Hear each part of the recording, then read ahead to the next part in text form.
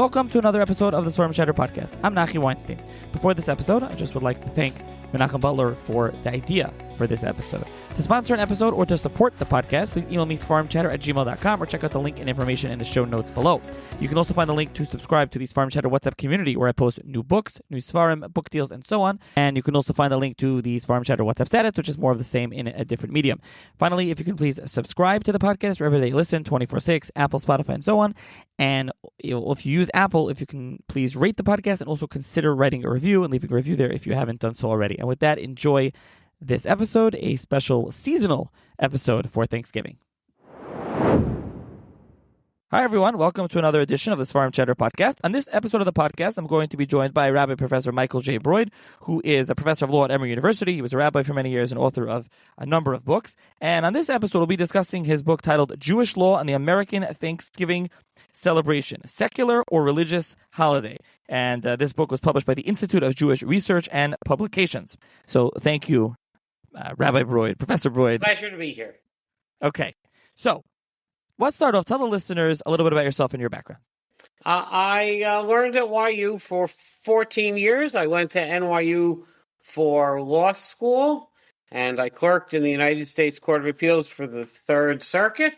I'm a student of Rabbi Mordechai Willig and Rabbi J. David Blythe, and Rabbi Blythe got me a job at Emory University teaching Jewish law many years ago, and that's what I do at Emory. I work in their Center for the Study of Law and Religion, doing what Israelis consider mishpat ivri, but those of us who are in America, we just call it Jewish law. That's what I do. So you teach Emory has some Jewish students, but it's not a Jewish school, but you teach halacha? Like, what do you teach generally? I teach a variety of courses, including secular law courses. I teach legal ethics and professional responsibility. I also teach Jewish law at Columbia, and I also teach Jewish law at Emory. And I spend my time in my Jewish law classes talking to my law students about the commonalities and differences between a religious legal system and a secular legal system. That's what I spend my time in law school doing. Interesting. So we're going to get into something similar type of question about Thanksgiving. And you've written, you write about many legal topics. So this is kind of an interesting one, if you will. And as you told me, we were talking off air, this is we were discussing how this is a small book. This is not one of your bigger volumes, a small and more of a niche topic. But yet you said you get feedback every year, and I'm sure this year as well will be no different, where it's something that people always talk about. They're always interested, but more than beyond just is turkey kosher? Can we have a Thanksgiving meal? There's more, there's a bunch of different things. But let's start off. Why did you decide to write this volume? Many years ago, I wrote on this topic for the Journal of Halacha and Contemporary Society, and I collected some tshuvot from a variety of poskim, all of whom are now deceased except for Rav David Cohn. And after many years, I decided it was time to publish those tshuvot, and this created a reanalysis of the topic, which turned into this little short book. Along the way, I'd written some subsequent articles discussing other American holidays, New Year's Day, Halloween. I added an appendix on how do we know that turkey is kosher. Of course, if turkey is not kosher, then there's almost no point to discussing Thanksgiving. And I put it all together and turned it into a little book. Over time, I've also seen that celebrating Thanksgiving is to a great extent a litmus test of what community you're part of on some level. Okay, so the way you start the book is, I think, the way we should start the podcast episode, which is, as you term it, the history of the American Thanksgiving. And, before we can do any halakhic analysis, it is necessary, in fact, to place the observance of Thanksgiving in America in its proper historical context. And I think that that's important here as well. So if you can explain the background, if you will, of Thanksgiving, the first national proclamation, when Thanksgiving became, in essence, a national holiday, and so on.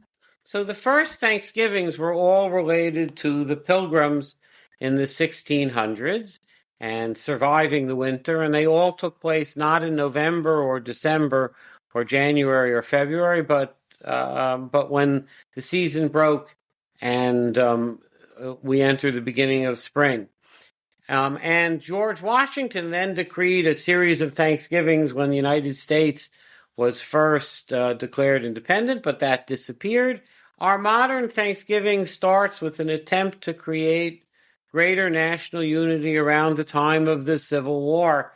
And President Lincoln issues a Thanksgiving proclamation, and that starts what we would call now the celebration of Thanksgiving at the end of November. The origins of our modern Thanksgiving can be traced to the Civil War and the problems of disunity that were created by the Civil War. So, in essence, Thanksgiving, right? And then it becomes something that we have in November, and this the Thanksgiving as a holiday, so therefore is mid-19th century. Yes, and it was moved from the last week of November to the second to last week of November by Roosevelt in the 1930s. All of this is related to, on some historical level, the Pilgrims, but it isn't directly derivative from anything the Pilgrims did. That's exactly correct. This then brings us to our first major question.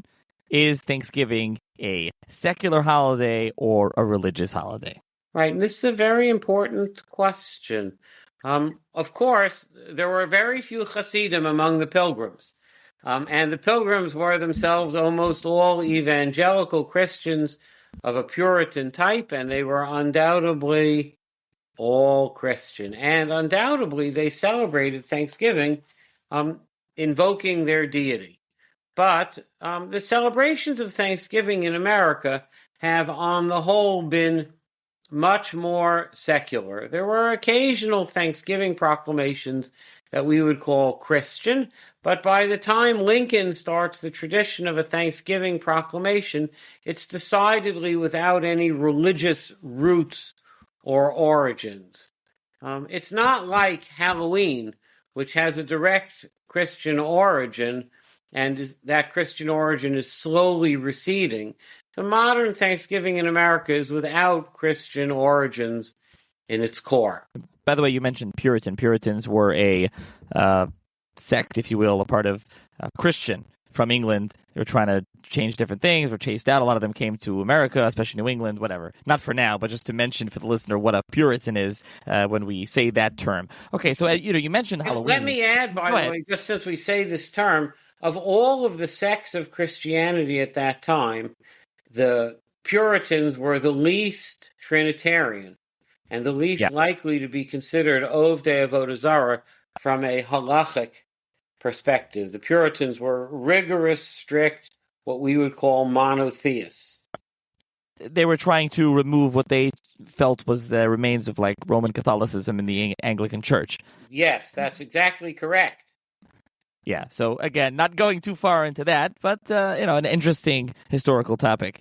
Okay, so it's interesting, just before we continue on with Thanksgiving, is that you mentioned Halloween. We're recording this Halloween time, although this is coming out Thanksgiving time, and Halloween is a thing, Halloween, for those that live in predominantly from communities, doesn't really come up. Yeah, you see the pumpkins, you see the things, you see the decorations on the front lawns, the kids see it, but I recall a couple of years ago when I lived in Toms River and we had non-Jewish neighbors, you would put out the candy, they come trick-or-treating or whatever. So it definitely comes up. Some people, do it. But let's just sidetrack for a second, because you do have a small appendix on this. Let's talk about Halloween for a second. As you say, the Christian influence or the other more pagan influences are kind of receding there as well. Halloween is a much more complicated holiday because it undoubtedly has first Irish pagan and then Catholic origins. But an honest read in America is that the historically pagan origins have deeply receded. You don't see ghosts and goblins. You see Obamas and Trumps. You see Batmans and Spider-Mans. And very little pagan observance connected. And this raises the very hard question, a very hard halachic question, of when does something have a Christian origin that's so far in the background that it's disappeared halachically. And I think our practice is to avoid activity that has a pagan origin in its background unless and until it can be explained rationally, like the Ramah says, and it's not enough that it fades away. It's not enough that it fades away. Well, this also gets back to Thanksgiving, which is, as you discuss, is Thanksgiving a secular holiday, if you will, a religious holiday? And American law states one thing, but that doesn't necessarily answer the question for us. Yes, it doesn't.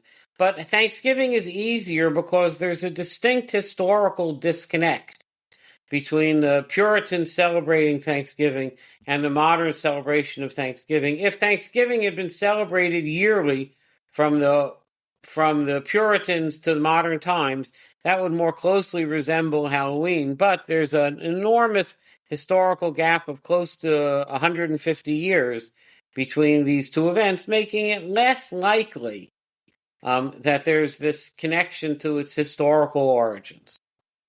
Okay, so perhaps we'll get back to Halloween as we get to some other holidays as we get later. Okay, so now we turn to Thanksgiving. And so when it comes to Thanksgiving, as you said, just because American law says one thing, that doesn't necessarily answer the question for us. And this is a question for us, is that what happens with Thanksgiving, right? Thanksgiving today is a bunch of things. Some people have meals, some people eat turkey, or they eat traditional apple pie or traditional American foods, whatever that would be on Thanksgiving. And some watch football. That's become, the NFL has become a real religious part of Thanksgiving, but there's a lot of different aspects of Thanksgiving. So what does it even mean today for someone to celebrate Thanksgiving? Indeed, Rav Moshe's first tshuva on Thanksgiving is the most trivial form of celebration, which is I want to recognize that my neighbors don't go to work. So I want to put a simcha on Thanksgiving, reflecting the fact that people don't go to work. Look, the minhag in America is, unlike Europe, we daven at a later time Sunday morning than we do Tuesday morning. When you ask us why, we say it's because most of us don't work on Sunday, and we don't like getting up at 6:30 in the morning. We'd rather get up at 8 or 8:30. Are we celebrating Sunday by having a later davening time? It's no chiddush to tell you that in Europe, the communities 300 years ago were careful not to daven at a different time on Monday than they davened on Sunday.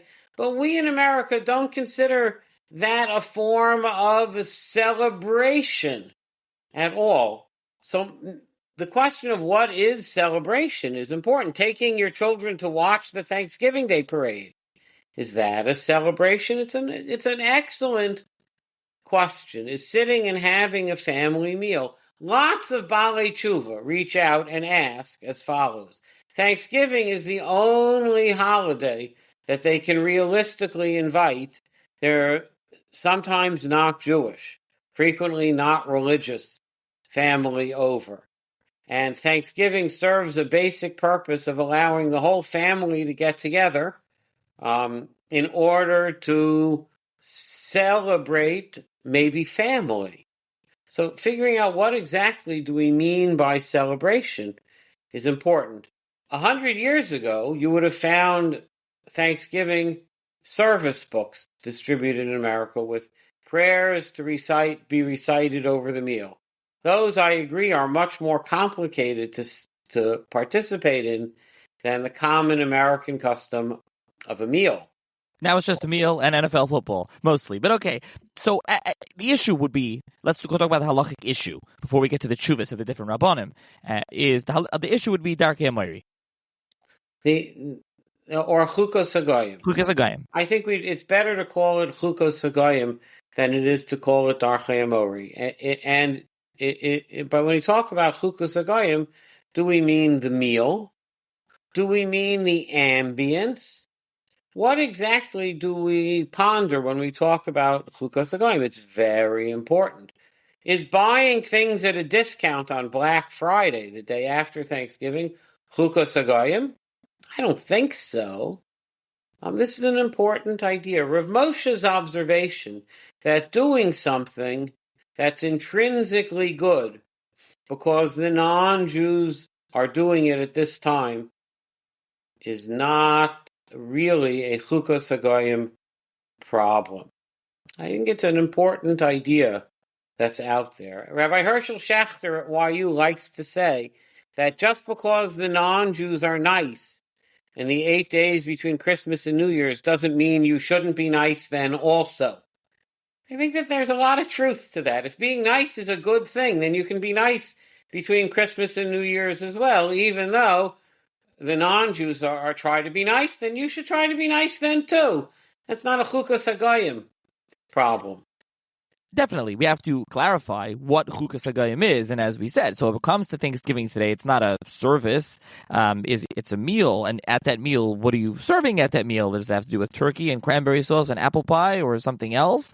In fact, does it change, right? Does 50 years ago they served one thing and today they serve something else? I mean, the turkey is still there, but did something change? Does that affect it? Can you watch football at the meal if that's something that America is doing? Is that chukas hagayim in general? Maybe watching football in general, following sports is chukas hagayim in general. That's really a separate. Although the minhag in America is not to consider professional sports chukas hagayim. I want to note that you could easily present an argument that sports are chukas hagayim, but that's distinctly not the minhag in America. You will find eminent Torah scholars who wax eloquently about the baseball that they went to in their youth without thinking that they're confessing sin.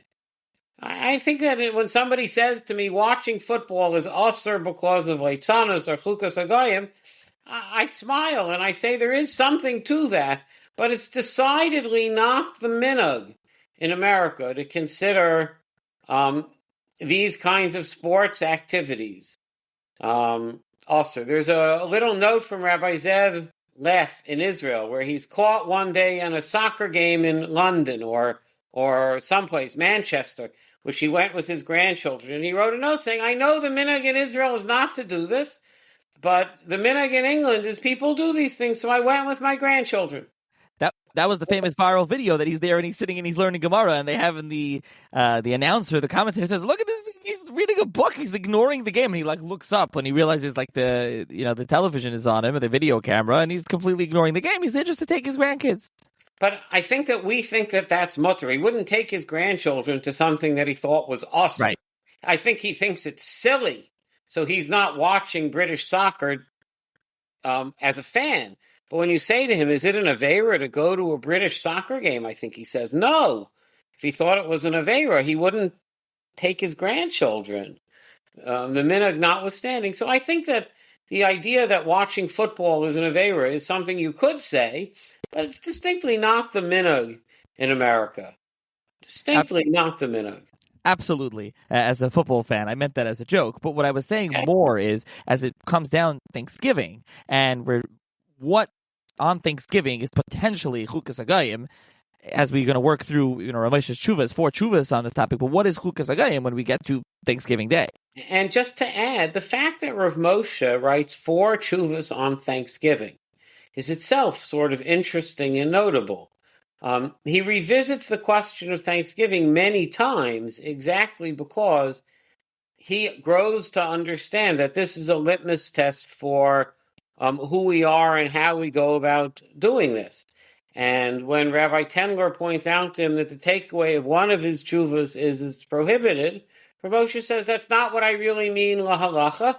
What I really mean lahalacha is that it's just a nice chumrah not to do this. He recognizes that lots of Americans are celebrating Thanksgiving in ways that are consistent with halacha. They're eating a kosher food.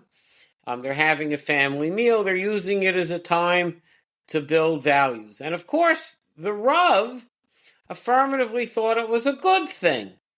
Rabbi Soloveitchik thought that celebrating Thanksgiving was a way of trying to be manifest positive American values for a community that was adjusting to life in America. So much so did he think this, that he would say shir early on Thanksgiving so he could fly home to Boston to have a Thanksgiving dinner with his family. Such a fascinating idea. This is a reflection, perhaps, of an immigrant generation growing more comfortable in its own skin and desiring to fit in. Yeah, you relate that story in the book. You also talk about Reverend Gershom Seixas, his speech on Thanksgiving, 1789, where he speaks in She'eretz Israel, the rabbi, whatever, of She'eretz Israel, and he talks about Thanksgiving as well. So Ramesha comes out essentially that it's mutter, right, and that you can eat turkey, And we'll get to the is turkey kosher or not. That always comes up The as well. assumption of this conversation is that turkey is kosher. Obviously, Rav Moshe is not permitting the eating of a bird that he thinks is treif on Thanksgiving. But again, although you could state a claim that turkey is not kosher, the minhag in America and everywhere else in the world is to consider turkey kosher. You can't find a kashrus agency that does not consider turkey kosher. That's just the truth. Yeah. So even though there are those that don't, the minority, but we're operating the assumption that turkey is kosher. So therefore, eating turkey on Thanksgiving, though, according to Rav Moshe, and having the Thanksgiving meal. Rav Moshe thinks the bottom line is that doing Chukas HaGoyim refers to doing things that can't be justified normally. But eating this food or that food, Rav Moshe thinks, is not a Chukas HaGoyim unless it's a food that's unpleasant. So eating maror is a ritual, because we don't eat maror all the time. But eating turkey, Rav Moshe thinks, is not prohibited at all. Not prohibited at all. Right, and he also discusses that even if someone, a non-Jew, goes and does something, now they eat a certain item out of even religious reasons, that can't just mean that now you can't eat it. That's correct. To adopt that view is very, very difficult to accept. That when a non-Jew is doing something religiously, and I am not doing it religiously, that it's prohibited for me to do it not in his presence. Rav Moshe is assuming that I'm not going to a interfaith Thanksgiving celebration, but I'm having a Thanksgiving meal in my own home. The question of having an interfaith Thanksgiving celebration is much more complicated. Rabbi Henkin, in his little tshuva, the younger Rabbi Henkin, assumes that is prohibited. We're talking only about celebrating it to the extent we're celebrating anything. We're having a Thanksgiving meal in our home, just with our own friends, all of whom are either Jewish or Christians who don't celebrate Thanksgiving religiously at all. And it's even easier when I have an event on Thanksgiving that takes advantage of the fact that Thanksgiving is not a work day. And even though Rav Moshe in 1950 says it's a hamachmir tavo of bracha not to do that, by the 1980s, Rav Moshe seems to have walked away from that view as well, as the day becomes increasingly secular. Increasingly secular. So Rav Moshe's Talmud, Ephraim Greenblatt, he says in his tshuva that it's okay, and that Thanksgiving is only a day of thanks and not heaven forbid of idol worship. Now, and he says as well that he actually has a silver, and Rabbi Silver said it's also mutter to eat turkey. And now, Rabbi Saul Belsky, as you note here, said that regarding, and I'll quote from your book, regarding the Thanksgiving holiday, if such parties were made as a sign of patriotism to the United States, it would be acceptable for Jews to make them as well as a sign of loyalty to their host country. This does not seem to be the case, however, and there is no reason that a Jew should make them. So, essentially, this gets back a little bit more to discussing before. Is it a party day of shopping and watching football and deals? Now it's all Thanksgiving, it's not a Black Friday anymore. It's like Thanksgiving deals online, early deals already, early Cyber Monday deals, everything's early. Or is this a patriotism and you're showing patriotism as a United States citizen? I think Rabbi Belsky hits the nail directly on the head.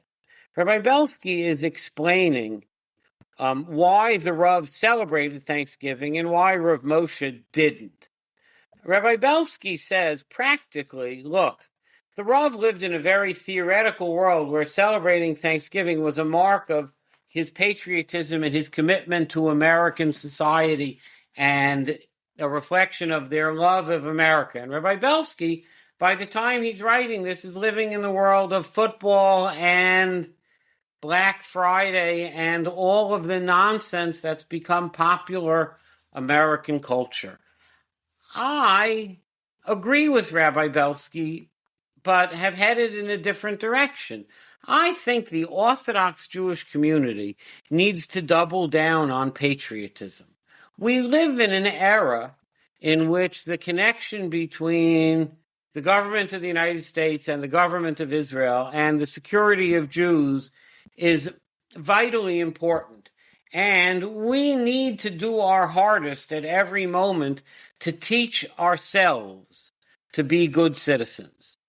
If we teach ourselves to be good citizens and to recognize gratitude towards the secular American state at every opportunity, we gain from that. So I think Rabbi Belsky has correctly analyzed American culture, but I think that we should try to share with our community this countercultural orthodoxy, that we are faithful in our religion and faithful in our American culture, and we want to raise our family and community imbued with the patriotism of godly America.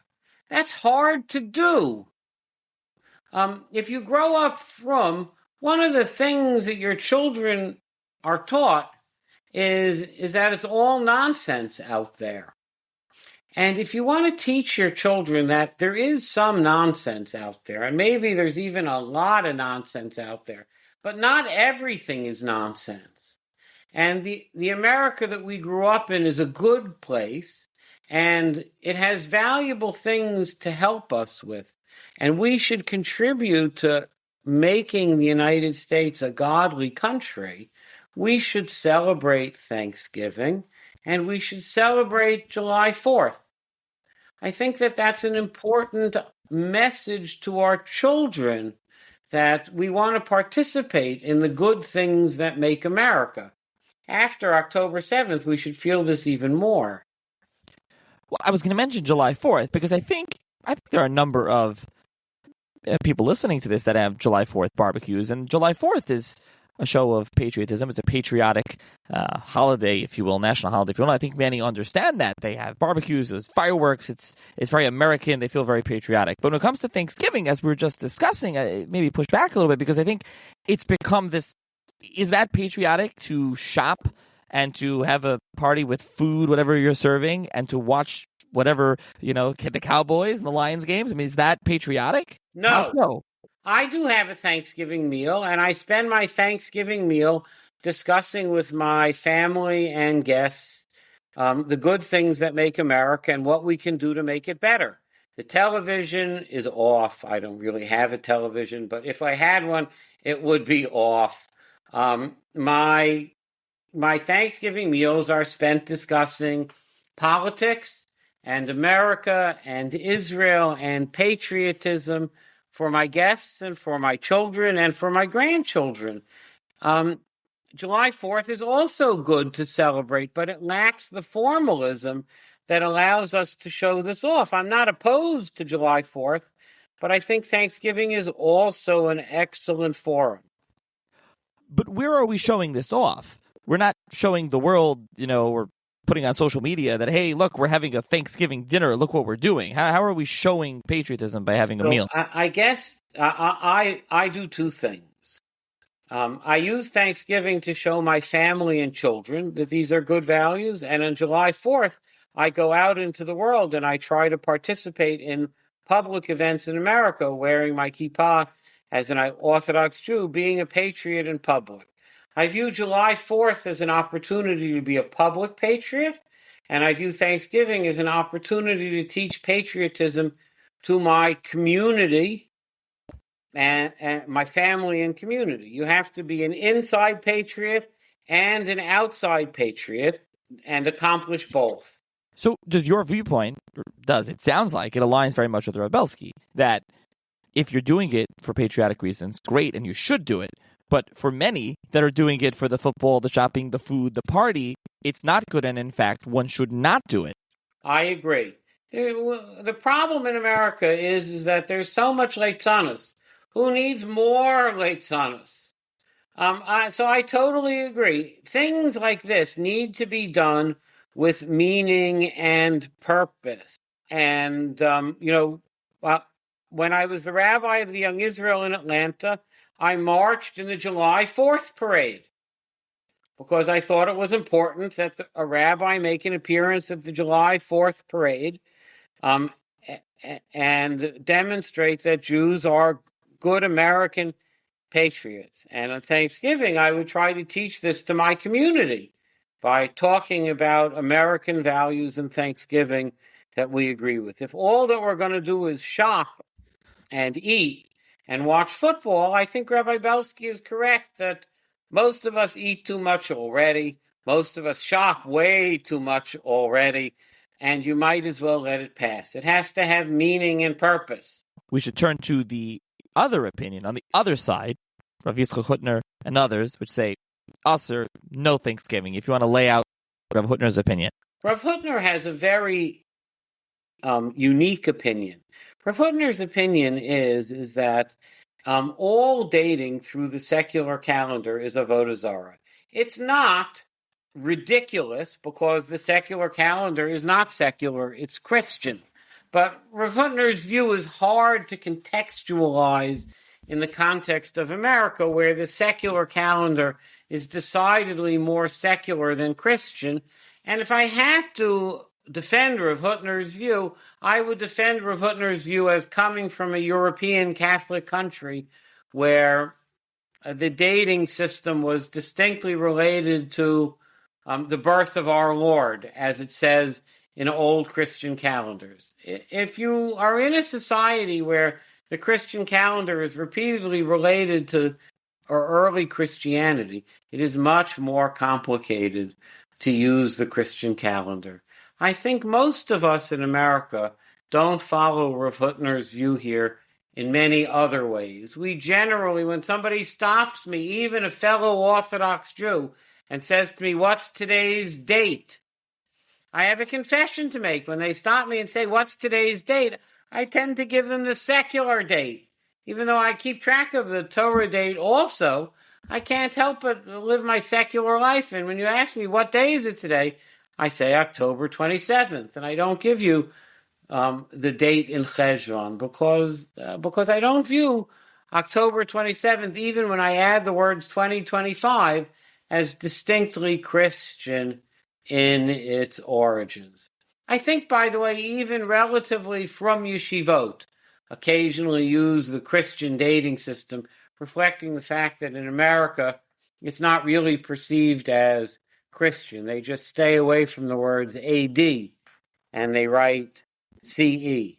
Yeah, I think that's for many of us. And this is because using the secular date, everything in business and everything that we're busy with, that's really the date that we use as opposed to the Hebrew date. Now, there's another interesting similar opinion. This pertains to what we were talking about a few minutes ago, is Rav Menashe Klein, Mishnah Halachos, talks about, and he says it's usher, and he really goes on talking about the real Christian and the Trinity and things like that is usher. And we mentioned earlier, and I think you mentioned that Rabbi J.D. Bleich talks about this and pushes back on this, that the Puritans were not Ovdei Avodah Zarah. And this gets into that whole topic of Christians being Ovdei Avodah Zarah, as well as so many different sects of Christians. I think this is in general. I'm not here to disparage Rabbi Klein, but I want to say, I just want to add before I turn over to you that this is something that many people think Christians and Pope and Catholics, they don't even understand that there's Catholics and Protestants, and even then there's like dozens and hundreds of types of Protestants, and they're not all the same, and they don't have the same beliefs.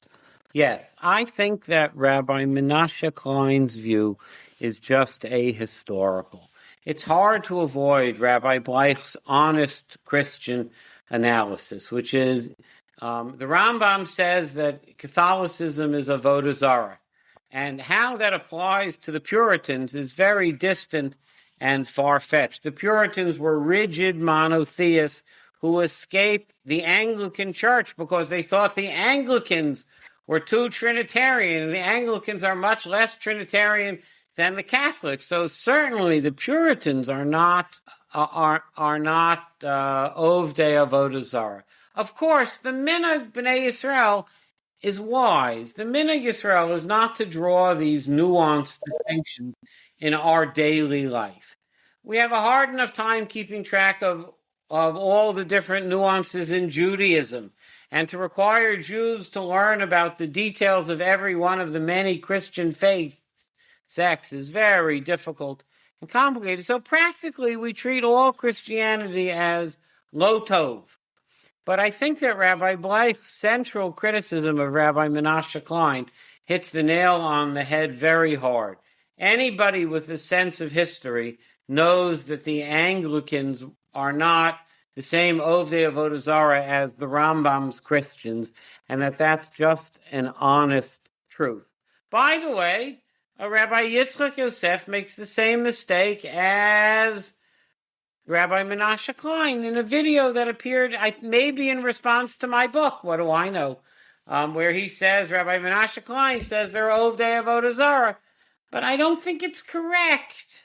I just don't think it's factually correct. And when you start with a factual mistake, you never get the halacha correct. Again, just pointing this has to do with that there are so many different sects and denominations in Christianity, and they're not similar and very dissimilar and very different, have different beliefs, and sometimes that is complex. I also want to mention, interestingly, by the way, when I was reading the book, you write, in contrast, Rabbi David Cohen of Congregation Gvul in Brooklyn, actually now of Lakewood, so Rabbi David Cohen of Lakewood now, who takes a stricter stance on Thanksgiving. And you talk about Rabbi David Cohen, his stance of Thanksgiving. And then you mentioned Rabbi Victor Miller, who it's worth reading his quip. It's very Rabbi Victor Miller vintage, if you will, where he says, what's my opinion of Jews eating turkey on Thanksgiving? What's my opinion of going to church on Thanksgiving? I've consulted 3 encyclopedias. Each one states as follows. Thanksgiving is a church holiday. Forget about a legal holiday. Forget about an American holiday. It's a church holiday, created for the purpose of attending church and holding services. I don't ask Gedolim about Thanksgiving. I ask Goyim what Thanksgiving is. And 3 reliable Goyim wrote in encyclopedias that Thanksgiving is a church holiday. They're my paiskim. So, first of all, interestingly, many encyclopedias borrow from one of the other. So I don't know, I'm not saying I don't know which one of Victor Miller read here that he's saying this. Not far be it for me to speak out. I don't even know what he was referring to, but it's interesting. This goes back to what we were just discussing before. What is its origin? What is its basis? Was it Avodah Zarah or not? Also, furthermore, as we're discussing here, what is its origins as a national holiday, and what has it become today? And what is Thanksgiving now in America in 2025? It's for sure so that whenever Rabbi Avigdor Miller said this, it's always hard to know when Rabbi Avigdor Miller is speaking. Anybody who thinks Thanksgiving is a church holiday in the year 2025 is not living in the same universe as I am. I live in the evangelical South, and I can assure you that there are no non-Jews going to church on Thanksgiving. I don't know when he wrote this. I don't know what caused him to say it, but it for sure is no longer true. It's not a church holiday. Maybe it was at some time and some point, but it is not a church holiday now. In summation, there's a bunch of different opinions. You go through them in depth with footnotes. You have in the appendices, you include these materials. You have the Hebrew, you have the English, you have the translations, you translate the different shuvas. You really can go through the whole sugya. If anyone is interested in really working through the sugya, you have the entire sugya here, if you will, in this book. Now, you also have further issues relating to Thanksgiving, which is, one is adding a day of celebration to the Jewish calendar. This is something that's also discussed by the Paiskim that you mentioned. This is a general issue, but this has to do with, I guess, we didn't really discuss like American national holidays in America, Labor Day, Memorial Day, other days, no work, things like that. I agree, but I think that it's widely considered acceptable to celebrate the fully secular holidays in America. Yeah, I think that's definitely what many do. Now, there's something else that we already mentioned, Halloween and trick-or-treating. I mean, you can discuss that more in depth, which you do discuss in here. You discuss Valentine's Day as well. Another thing that, and then before that, there's New Year's Day. But another thing that I don't think we discussed is making simchas on Thanksgiving, because many people are off, so people make chasanas, and they make a simcha chasana, essentially. And Moshe was against it in his initial tshuva. He says, Hamachmir Tavo Lav Bracha, which is an observation that it's better not to. But by the 80s, Rav Moshe seems more distant from that view. I think that as America becomes increasingly secular, the poskim treat Thanksgiving no worse than they treat Sunday. When I say to you the minhag Yisrael is to get married on Sunday, because Sunday's not a work day, because it's the Christian day of rest, you say, well, that's not Hamachmir Tavo Lav Bracha. It's not really a Christian holiday. It's a day that people don't work because it used to be a Christian holiday. So I think that issue has been greatly diminished as America's become increasingly secular. Okay, so Halloween, it'll be past by the time this podcast airs, and you discussed in the book. We mentioned it. Okay, for those who want to see more about it, read the book. But let's talk about a couple of things coming up after Thanksgiving. Christmas is one. That's the big one. And in Right. fact, many that I know, many people, in fact, I know our office, we work on Christmas. We don't take, even though it's an off day, no, we don't take off on Christmas. Is that, if I don't know, just... I think it's a davar tov not to take off on Christmas. I think it's a davar tov. It has to not be taken to silliness. Where I work at Emory, they turn the heat off on Christmas, and it's cold in the office, so I do not go in to sit in the freezing cold on Christmas Day in my office to prove a point, because having decided that nobody should come in on Christmas Day, they turn the heat off. So I'm not going to do that, but it's a davar tov not to celebrate Christmas. Yes. Right. In the frum world, where the frum businesses, although in the law profession and where we work with, is a real estate practice, the banks are closed. Non-Jews aren't working, so they're not around. So it's a very, very quiet day. We perhaps clean up some old things, but we still, maybe we left a little early, but you still go in the office. I think many offices are like this because at the end of the day, you're not taking off for Christmas. I agree with that. That's the right approach when it's reasonable to do so. Correct, what you're saying. But Christmas is, and the origins, and it is a religious holiday. It still is a religious holiday. When you step into a Muslim gas station, they put out Halloween things and Thanksgiving things, but they do not put out Christmas things because Muslims don't celebrate Christmas. Jews don't celebrate Christmas either. It's Yashar V'Tov to avoid every single marker of Christmas. But of course, it's important not to be so silly. The first year at Emory, I went in on Christmas Day, and it was cold. And I asked somebody, why is it cold? And they said, they turn the heat off on Christmas. So I stopped going in. Let's talk about the next one, New Year's Day. And this is something discussed. So, by the way, in the book, you don't discuss Christmas because they're saying it's Tava Pasha, but New Year's Day. New Year's is hard. Rav Moshe starts the observation. Look, the Ramah in the uncensored Darkei Moshe says you should not celebrate New Year's Day because it's, as the song says, the 8th day of Christmas. And the question is, has it so totally lost its Christian origins so that marking New Year's Day is more permissible than marking Christmas? I think in America the answer is yes. New Year's Day has mostly lost its Christian origins, and thus I think a Jew who says to me, I run a company and I want to give end-of-the-year bonuses, I say that's okay. Don't give Christmas bonuses, but give New Year's Day bonuses or end-of-the-year bonuses rather than Christmas bonuses, based on the fact that New Year's Day has increasingly lost, with every passing year, its Christian origins. I think that that's correct. The next one that you discuss as well is Valentine's Day. Now, many don't even observe Valentine's Day, but Valentine's Day is something that has its basis in Rome and pagan Rome as definitely a religious pagan holiday, Avodah Zarah, and then the church, Saint Valentine, the church takes it, so it's got Christian and pagan roots. So what's the story with Valentine's Day? That celebrating Valentine's Day is problematic, but sharing love is a good thing. I confess I've occasionally come home with chocolate on Valentine's Day for my wife. I don't say Happy Valentine's Day. I don't mark the day in any way, but do I give my wife chocolate? Sure. If you were married to me, you would be entitled to chocolate every day. I don't have it in me economically to do that, but every once in a while I bring home gifts and flowers and roses and other good things. And if maybe I sometimes bring home chocolate on Valentine's Day, that's okay as well. Everything I've accomplished in my life is a tribute to my wife. And if it occasionally is manifest through a box of chocolates, it's a reflection of the fact that I should probably be manifested more frequently than that.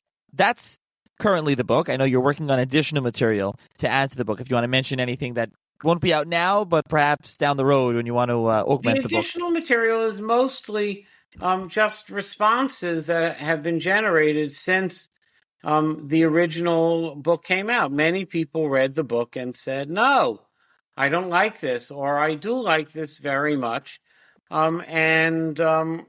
and Rabbi David Yosef came out opposing celebrating Thanksgiving in line with the approach of the Mishnah Halacha, and Rabbi Eliezer Malamed came out in favor of celebrating Thanksgiving as well. I found that very very, very interesting, and those are the central issues that come out in the in the next edition of the book. There'll be more of the same, or an additional depth level. The earliest sources that discuss Thanksgiving clearly discuss it from a Torah perspective without any idea that it's Christian. That itself is sort of interesting as well. I found an early 1900 source that discusses Thanksgiving, and that was fascinating to me as well. Thank you very much for giving me the opportunity to talk about my most recent book. I'm very grateful for the chance to appear on your podcast. Thank you very much. Thank you for coming on to discuss this interesting topic. And I'll link to the book in the show notes for those interested in purchasing it. And I did want to just end off. I know you said thank you, but I wanted to ask you that what in general, you mentioned that you have these additional materials because you heard from people, but what has the reception been of the book? Mostly people write to me to explain to me what they do on Thanksgiving and why the book validates whatever they do. Since there are a number of opinions presented, everybody says to me, now I understand why my family does or does not celebrate Thanksgiving. I have yet to get an email of somebody who said, I read your book and I've decided to start a Thanksgiving celebration to mark my renewed patriotism in America. Although, honestly, I'm hopeful that in light of the remarkable work the United States government did to bring about an end to the war, the terrible war we've had for the past 2 years, that the United States government did everything they could to protect the state of Israel. I'm hopeful that people use this as a chance to be renewedly patriotic. Okay. I will link to the book in the show notes for those interested in purchasing it. And thank you for joining me. Thank you very much.